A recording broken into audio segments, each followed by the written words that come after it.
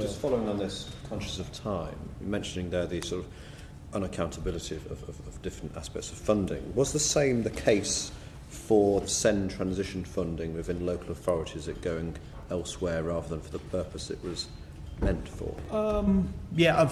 As part of tracking it, at least for the local authority grant side, I would say most of the money went in the general direction of SEND, but that's quite a broad scope. So we tracked 19 local authorities who had put sometimes large parts of their grant money on paying legal fees, barristers, solicitors,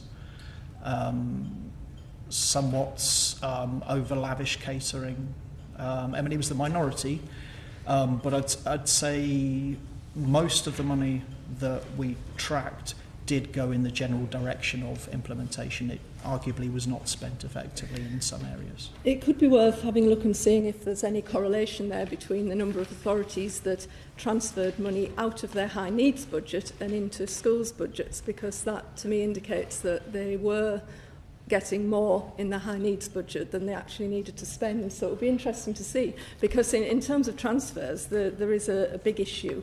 And the reduction the limitations of that now, that you can only charge 0.5%, move 0.5% from your schools block into your high needs block, I think that penalises the more inclusive schools and the schools with a provision.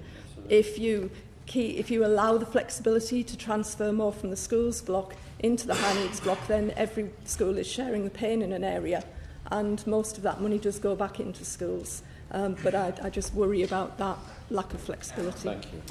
Good morning.